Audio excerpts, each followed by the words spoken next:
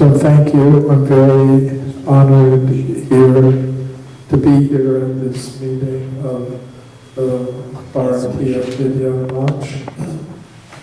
I'm grateful for the invitation.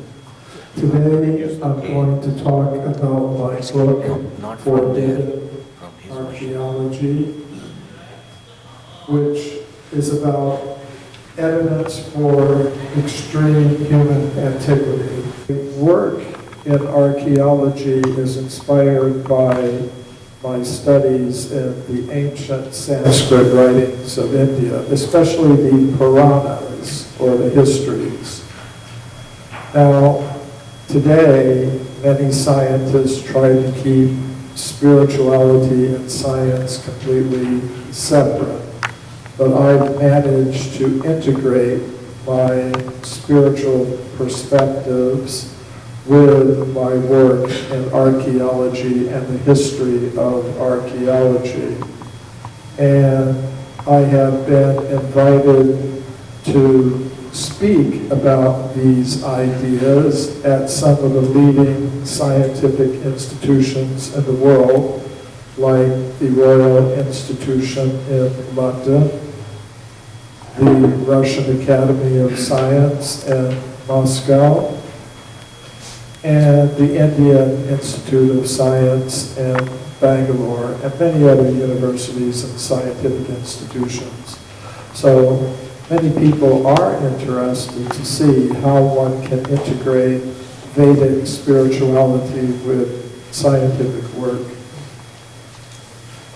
The question I'm dealing with today is how old is the human species?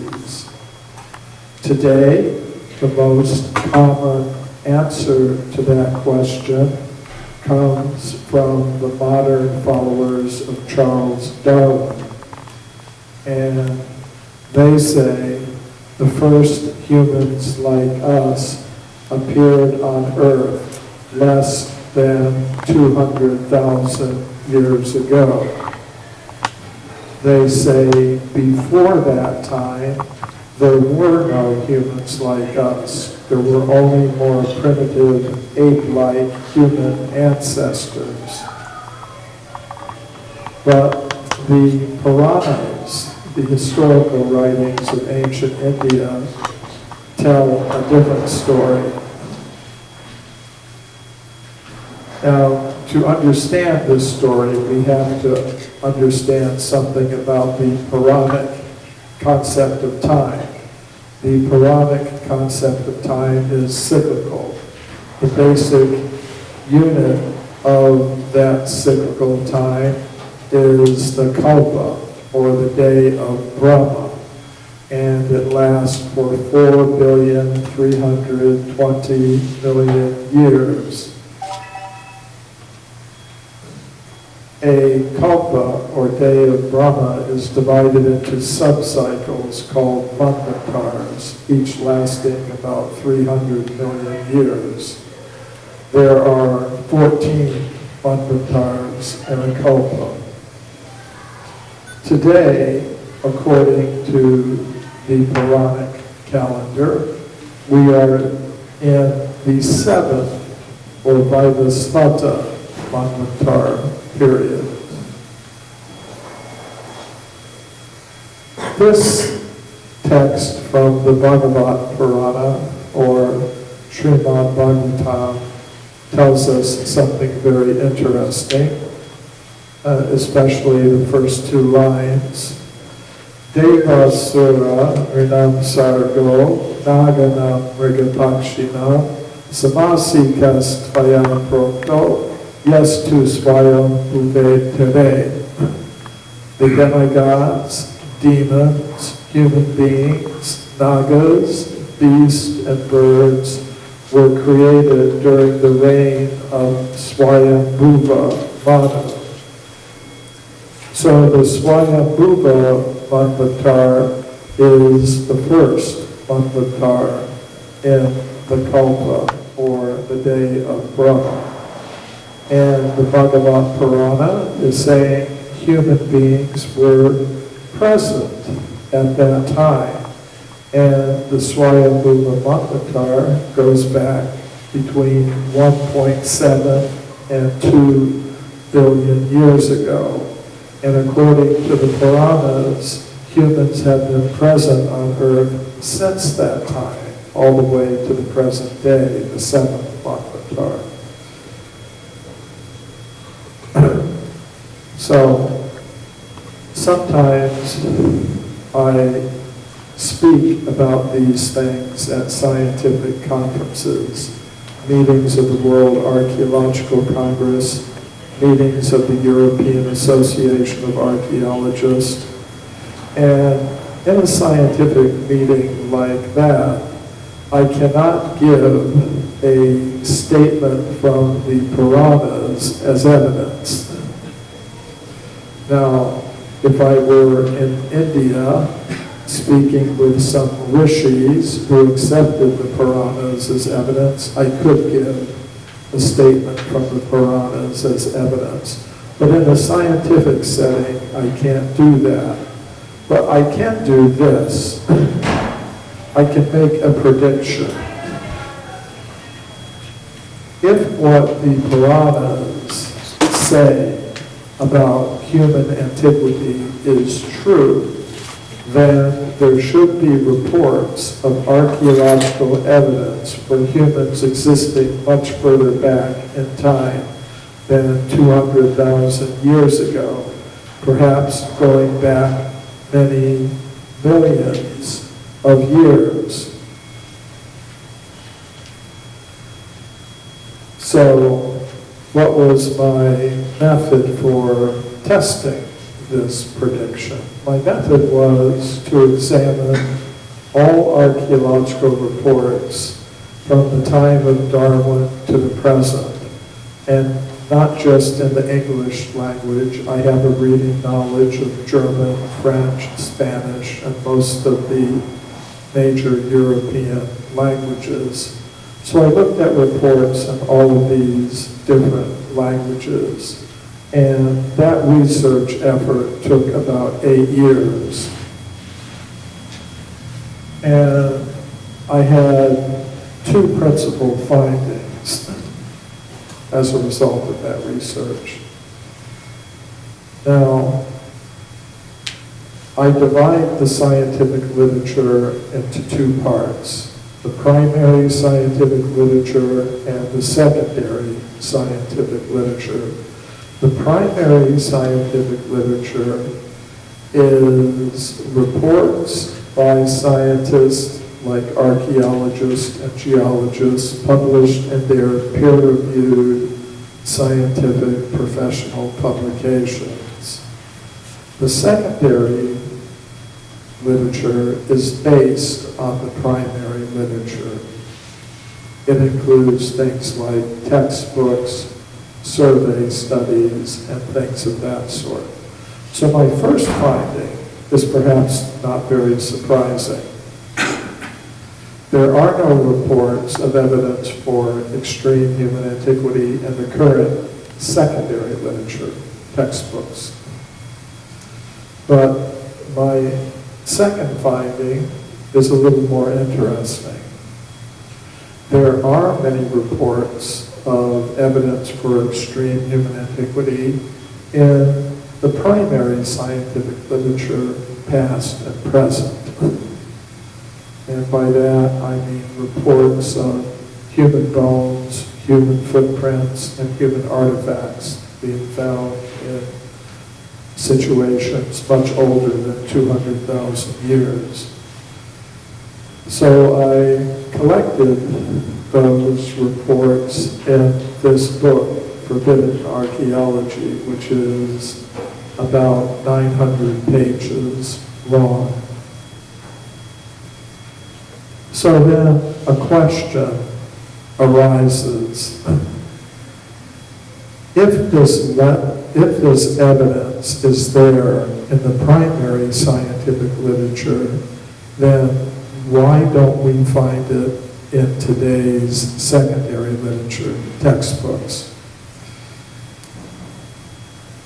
I believe it's because of what I call a process of knowledge filtration that operates in the world of science. We can call the little blue box the knowledge filter. What it represents is the dominant consensus in a scientific discipline about a question. So reports of evidence that conform to the dominant consensus will pass through this knowledge filter very easily, which means we will read about it in today's textbooks. But if we have reports of evidence that radically contradict the dominant consensus, they will be filtered out, which means we don't hear very much about them. Now, I'm going to give some examples of the kinds of evidence that I'm talking about. And some of the cases are going to be from the more recent history of archaeology and some from the early 20th century and the 19th century. Some of the cases are going to involve discoveries that are relatively close to what today's scientists are prepared to accept. In some of the cases I'm going to discuss depart radically from what today's scientists are prepared to accept. This is Virginia Steen McIntyre. She's an American geologist who I know personally. She was involved in some archaeological discoveries that were made at a place called Hueyatlaco in Mexico, near the town of Puebla. There, a team of Mexican and American archaeologists discovered human artifacts like these. It was a very professional excavation. The artifacts were photographed in the layers of rock in which they were found. And the archaeologists wanted to know how old these things were. So they called a team of geologists to date the site. So Virginia Steen McIntyre and her colleagues used 4 methods to date the site. I'll mention a couple of them. In the same layers with the stone tools, animal bones with cut marks on them were found. The geologists used the uranium series method to date those bones. They got an age of 245,000 years. Above the layer with the stone tools was a layer of volcanic ash. The geologists used the zircon fission track method to date that layer of ash. They got an age of 270,000 years. Using all 4 methods that they employed, the geologists concluded the site must be at least 250,000 years old. But the archaeologists refused to accept that date. They said human beings capable of making the artifacts did not exist 250,000 years ago. They had not evolved yet according to their ideas.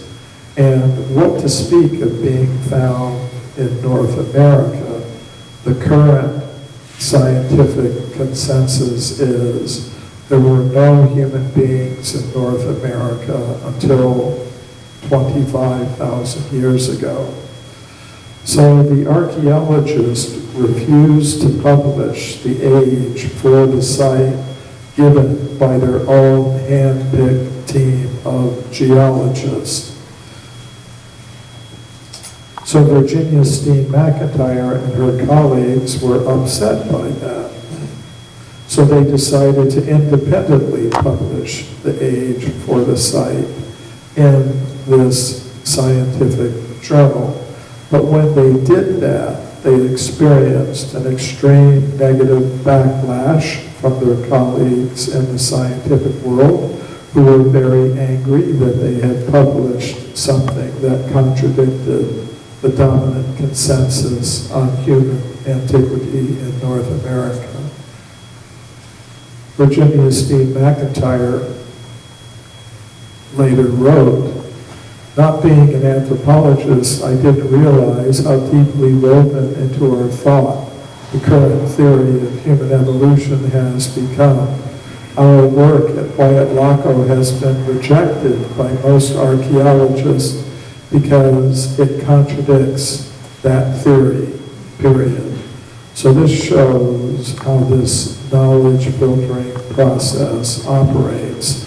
A dominant theory can influence how scientists react to different categories of evidence that come to their attention. Now I'm going to go back to a case from the earlier history of archaeology. This is Jacques Boucher de Pere, who was from France. He was one of the fathers of modern scientific archaeology. At a place called Moulin-Quignon in the town of Abbeville in northeastern France, he found an anatomically modern human jaw. He found it in the bottom layer of his excavation, the bottom of layer 5 there, and he found along with it many stone tools and weapons. Now, according to modern geologists, that layer at Moulin-Quignon is about 430,000 years old.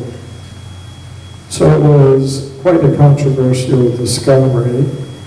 At the time the discovery was made, many scientists could not accept that humans existed so far in the past.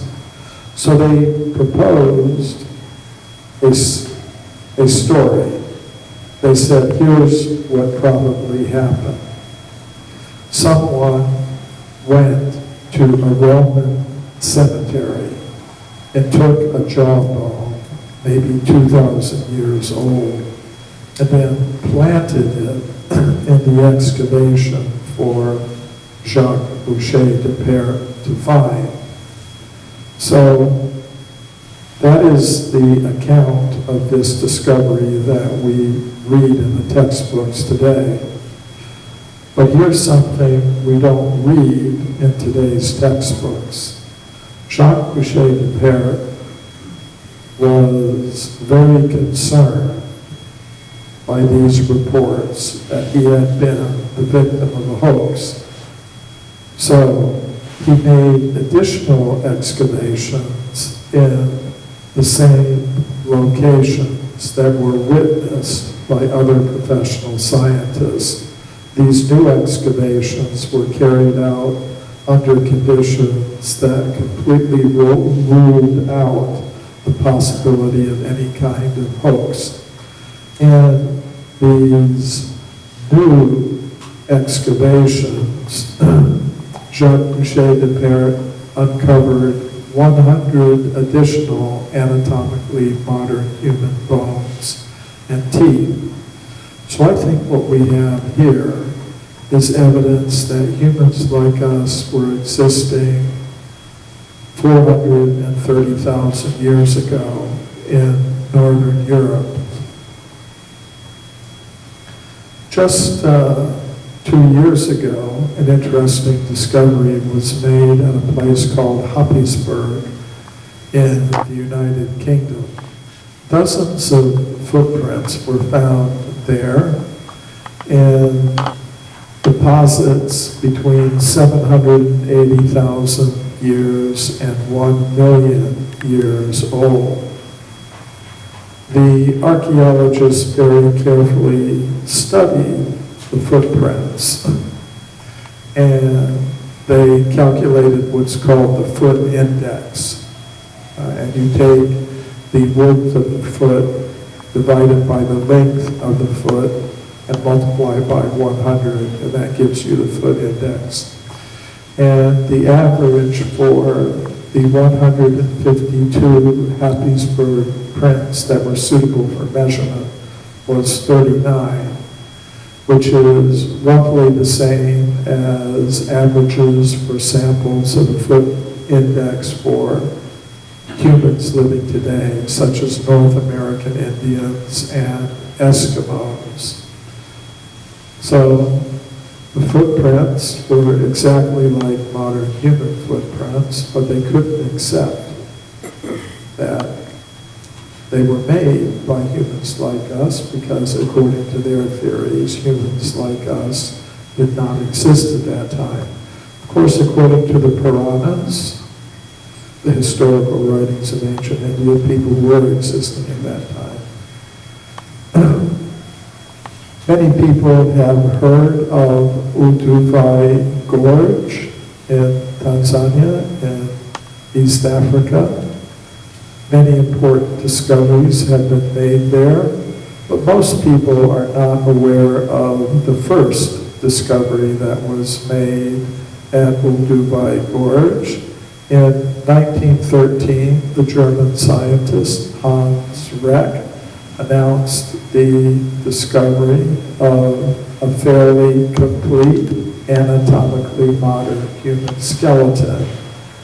This is the skull from the skeleton. The skeleton was found in upper bed 2 of Olduvai Gorge, and bed 2 is between 1.15 and 1.7 million years old. Reck said the skeleton was solidly embedded in upper bed 2. He had to use a hammer and chisel to take the bone out of the rock. So it was a very controversial discovery, and there were decades of debate about it during the 1920s, the 1930s, the 1940s, the 1950s.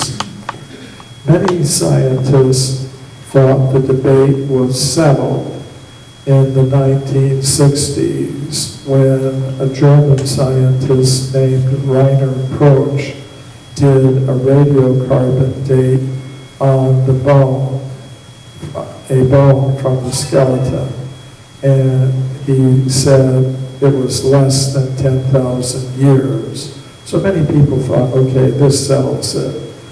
You don't have a skeleton of a human being over 1 million years old. You have a skeleton of a human being only 10,000 years old or less.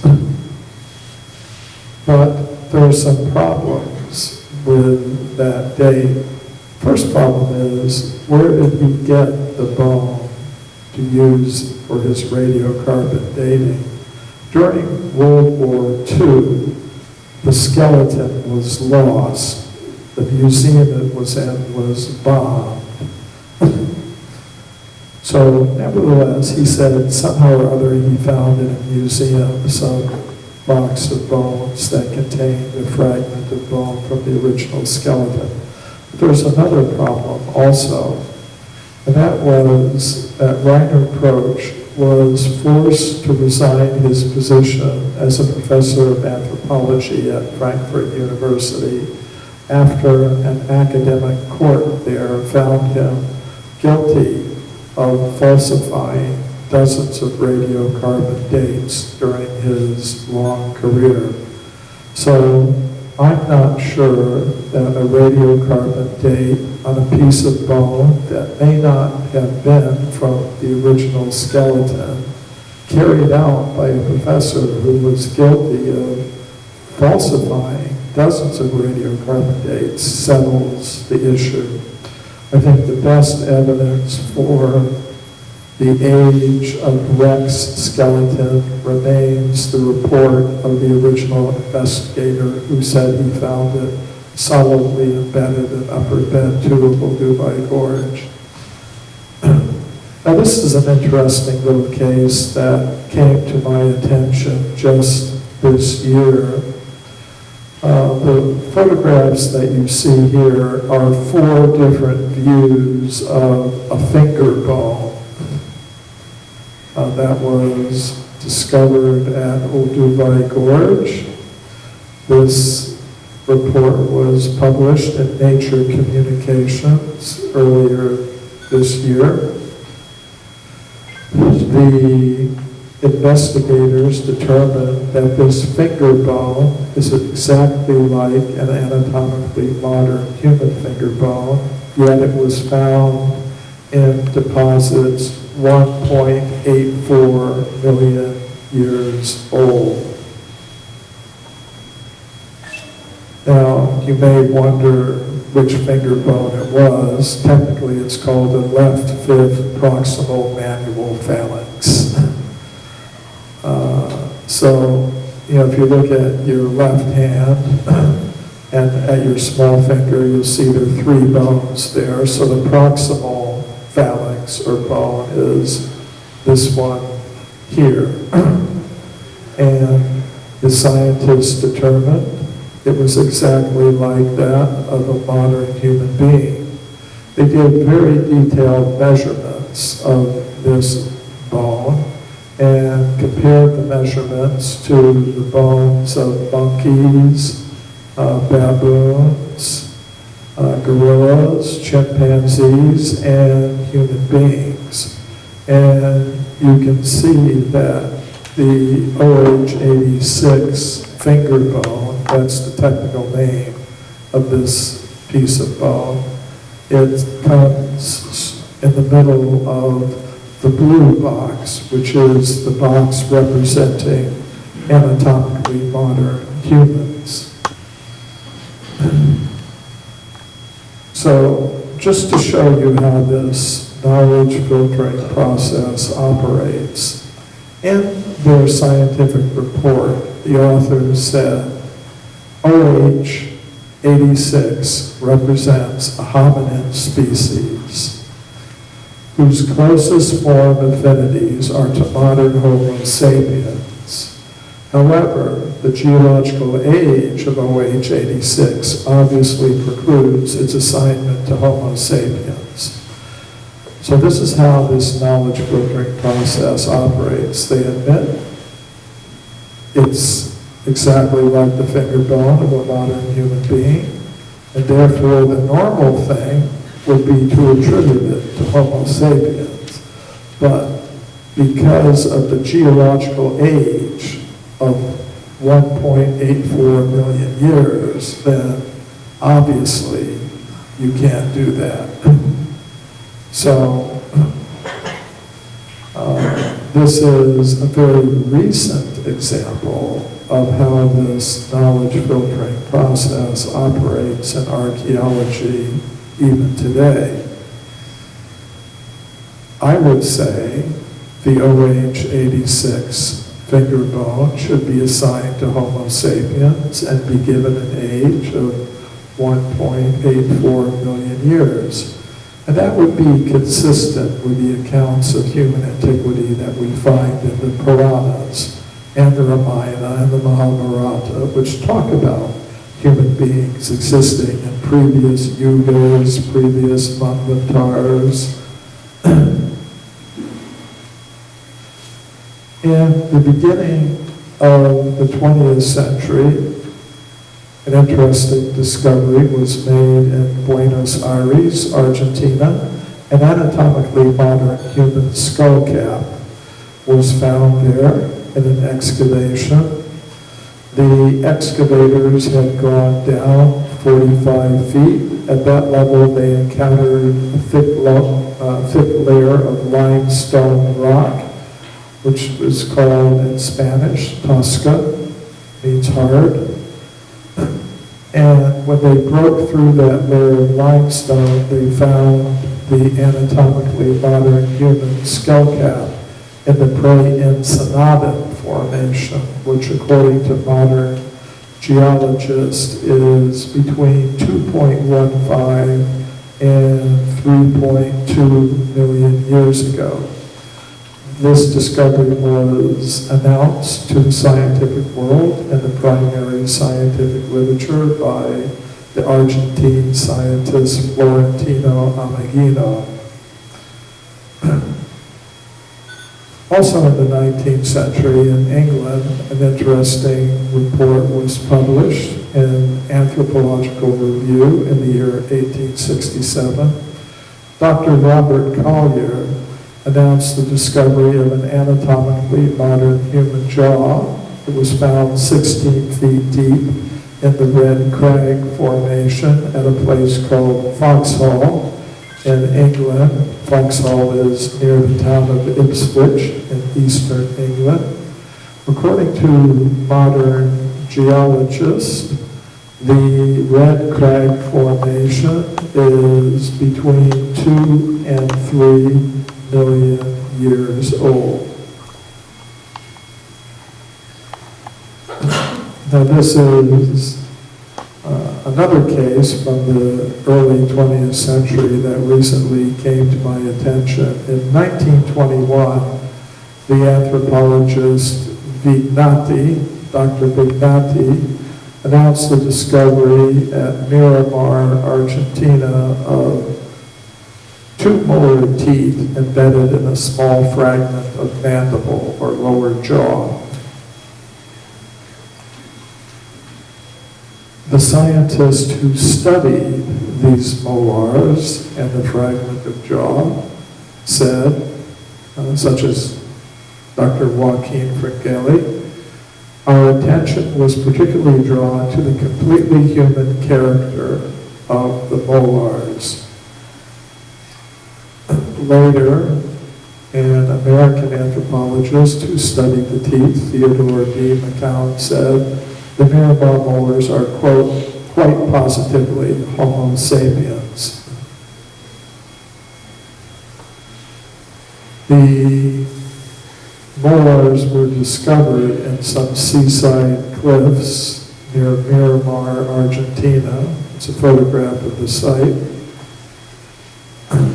Now this Chapadmalin formation in which these molars were found is between 3.2 million and 4 million years old, according to modern geologists. So there we have evidence for a human presence between 3 and 4 million years ago in Argentina. In 1979, Mary Leakey announced the discovery of footprints at a place called Laetoli in the country of Tanzania in East Africa. In her original report published in National Geographic magazine, Mary Leakey said, the Laetoli footprints are indistinguishable from modern human footprints. Other scientists also agreed. Paleontologist Tim White said, make no mistake about it, they're like modern human footprints. Now, neither Mary Leakey nor Tim White believe that humans like us made those footprints. They are evolutionists. They don't believe humans like us were existing at the time the footprints were made. The footprints were found in layers of solidified volcanic ash that were dated using the potassium argon method as being 3,700,000 years old. So they thought humans like us weren't present at that time. They cannot have made those footprints. So they proposed there must have been some kind of ape man who had feet just like modern human feet. Now, up to the present moment, no one has discovered the skeleton of any ape man that old, 3,700,000 years old, that has feet exactly like modern human feet. Actually, the only creatures that have feet exactly like modern human feet are human beings like ourselves. So, What did Mary Leakey actually find? I think we have to consider the possibility that she found evidence that humans like us were existing almost 4 million years ago. Now, someone might say, okay, footprints are a little bit ambiguous. It would be better if you had human skeletons 4 million years old, and such things have been reported in the primary scientific literature. For example, the Italian geologist Giuseppe Ragazzoni reported finding human skeletons in layers of rock 4 million years old at a place called Castanedolo in northern Italy. I went to that village of Castanedolo and I met this gentleman there, and he gave me a copy of a very rare geological report about these discoveries.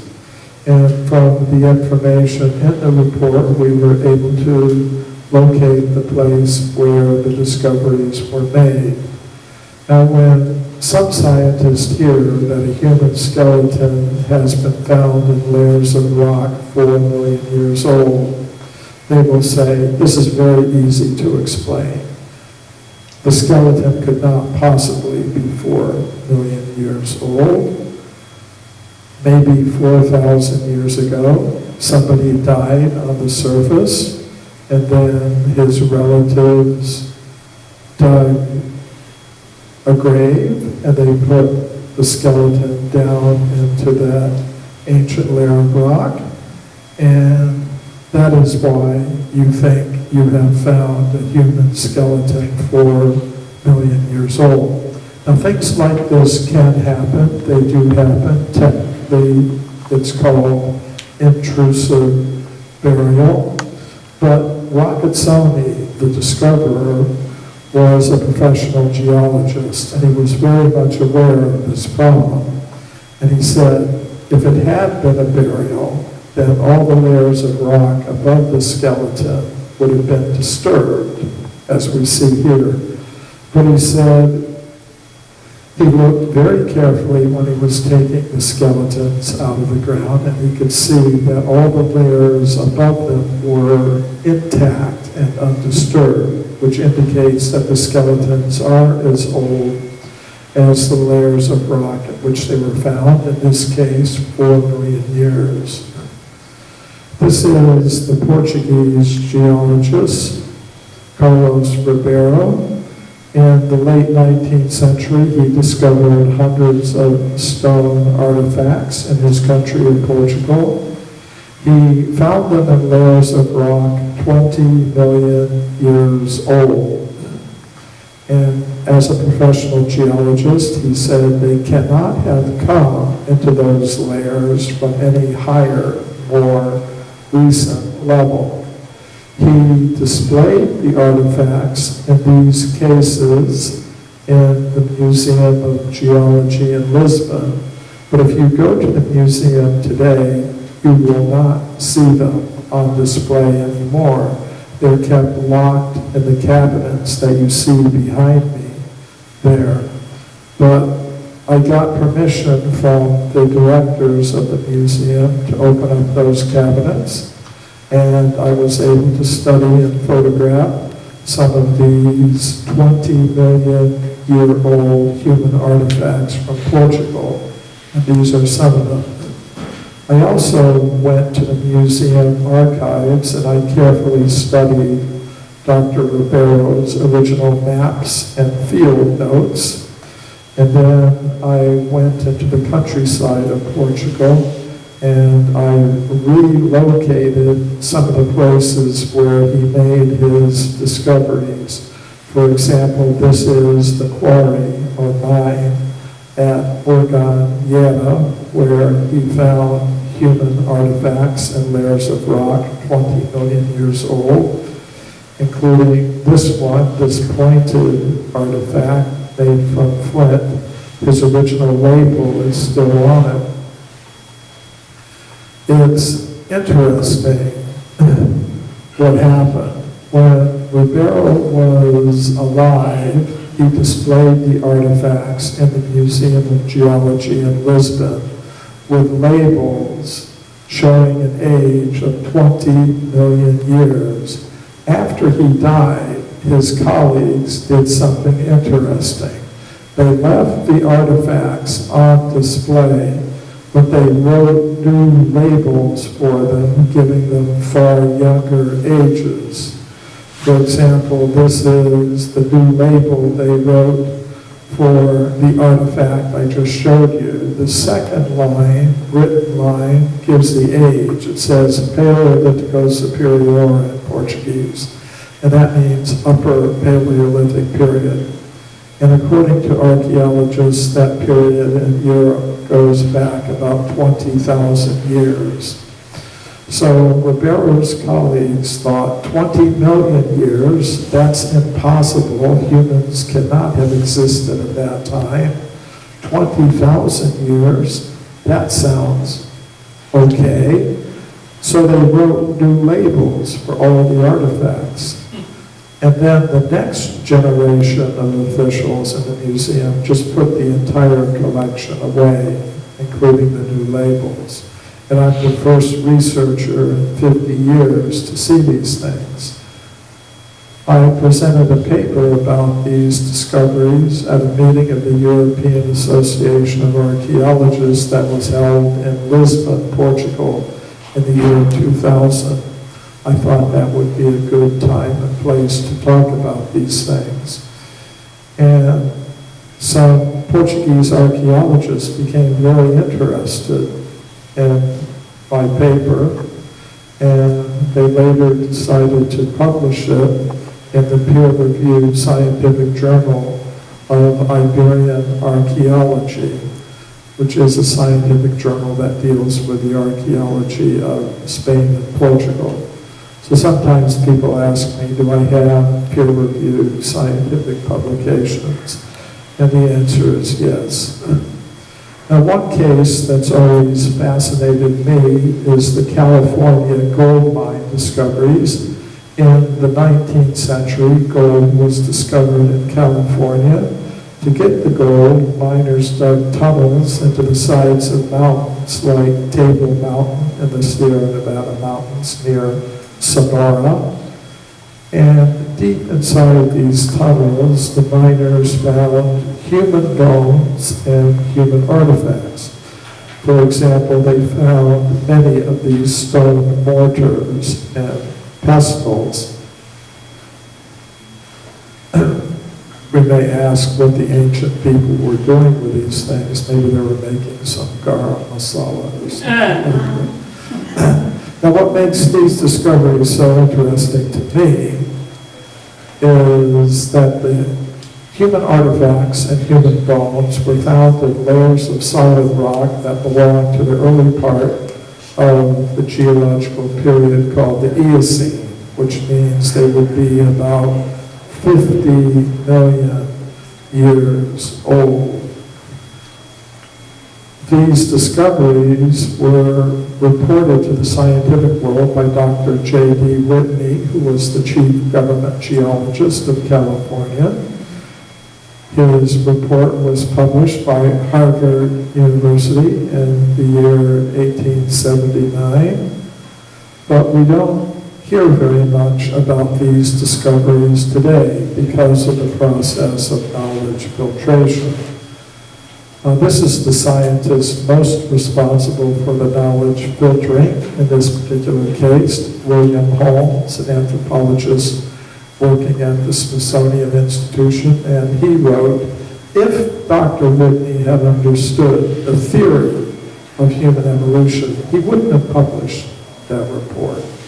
In other words, he should have known that those discoveries could not possibly be true because human beings did not exist 50 million years ago. They hadn't evolved yet. So, according to Holmes, the discoveries should be forgotten. And that's what happened. However, some of the artifacts from the California gold mines are still in the collection of the Museum of Anthropology at the University of California at Berkeley. And they're not shown to the public. They're kept in a storage building several miles from the museum. But I got permission from the directors of the museum to see them. And those are some of the artifacts from the California gold mines. I also went into the mountains of California. This is Table Mountain as it looks today. And we were able to find some of the old 19th century gold mining tunnels where these things were originally discovered. I presented a paper about the California gold mine discoveries at a meeting of the World Archaeological Congress that was held in Washington in 2003.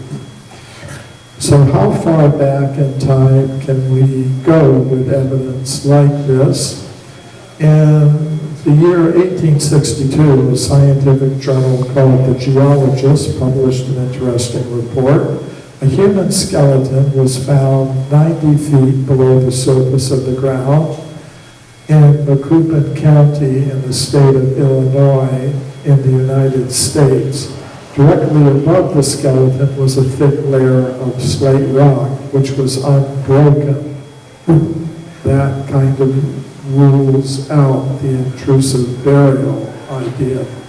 According to modern geologists, the layer in which the skeleton was found is about 300 million years old. This interesting report from Scientific American tells of a beautiful metallic base that was found 15 feet deep in solid rock in Dorchester, Massachusetts. According to modern geologists of the United States Geological Survey, the age of the formation at that place at that depth is about 600 million years. Now I could keep you here for many days going through one case after another because there are hundreds of these cases for archaeological evidence for extreme human antiquity. But I'm not going to do that. I'm just going to make some concluding remarks. The significance of this evidence is that it contradicts the now dominant theory of human origins.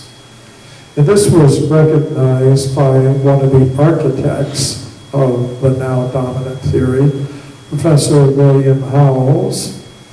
In 1993, when my book, Forbidden Archaeology, was first published, he got a copy of it, and he read it, and he wrote me a letter.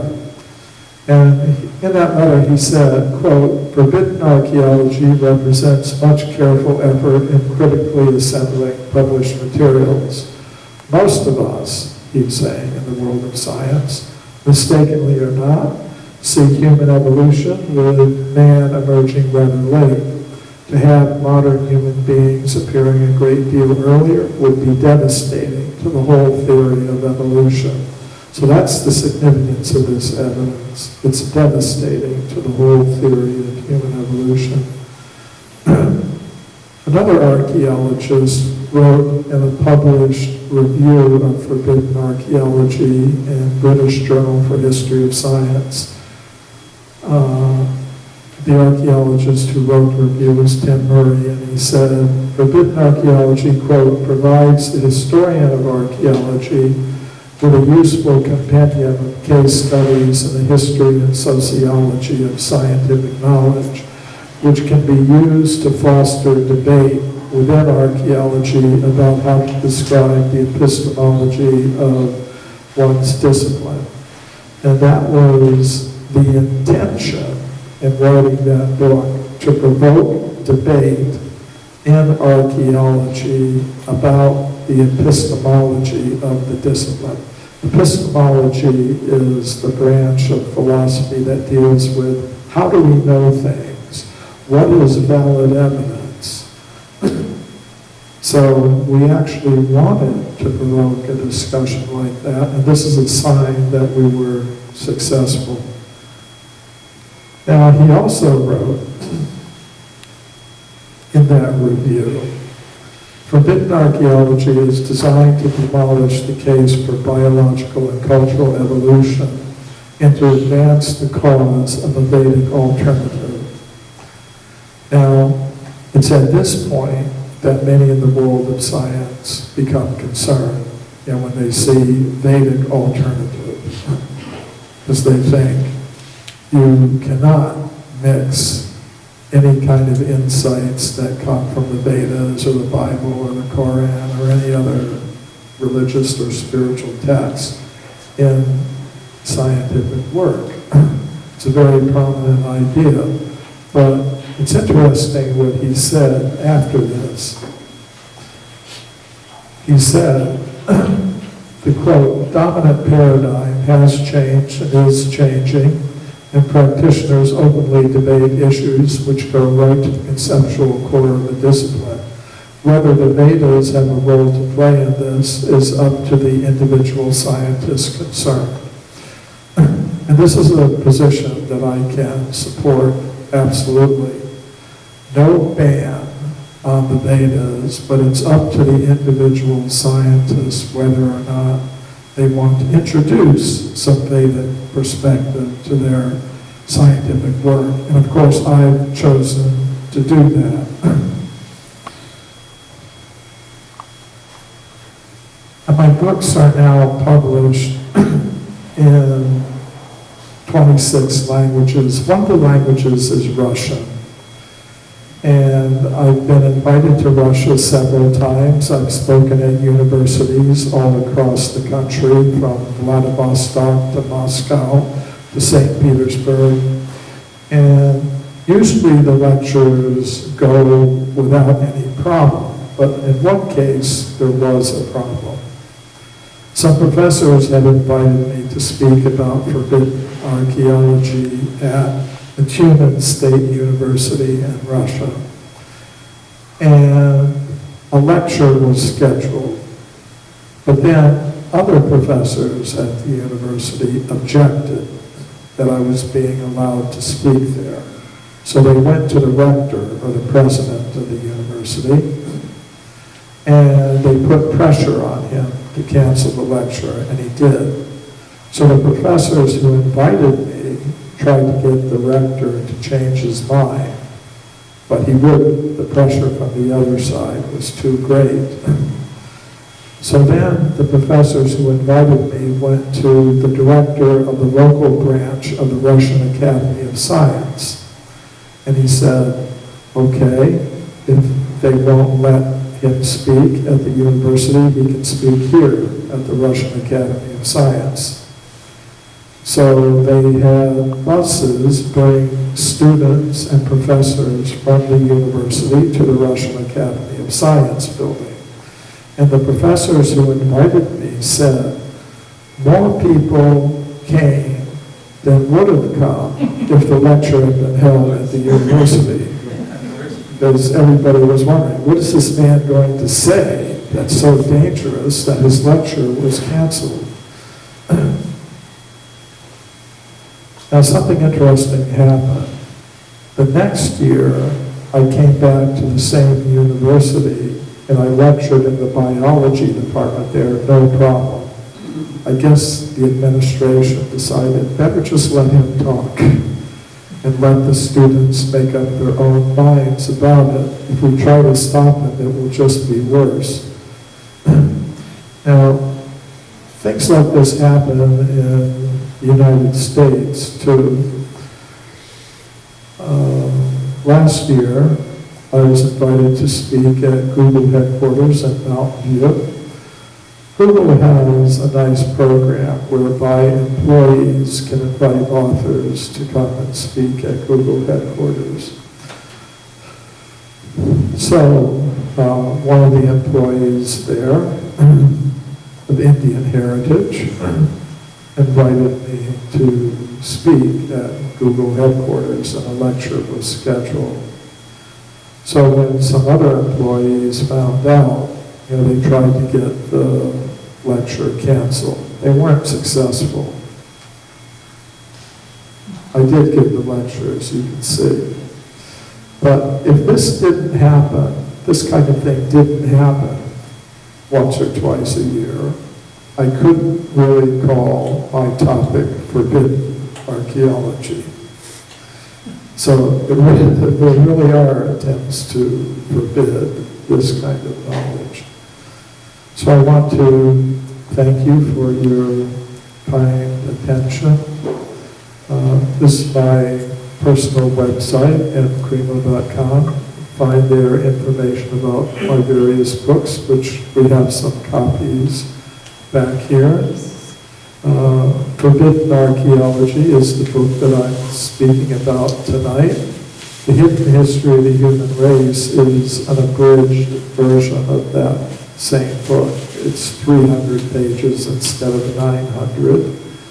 The Forbidden Archaeologist is made of columns that I write for a magazine called Atlantis Rising. Human Devolution presents a Vedic alternative to Darwin's theory. People ask, okay, you have so much evidence that contradicts the current theory of human origins. What are you going to present in its place as an alternative? So that book, Human Devolution, a Vedic alternative to Darwin's theory, is there. Then my most recent published book is called My Science, My Religion. And it's a collection of 24 papers that I've presented at mainstream scientific conferences, integrating my Vedic spirituality with my scientific work in human origins and antiquity. And here's some more contact information. So again, thank you for the invitation to address you today. Does anybody have any questions or comments? Yes.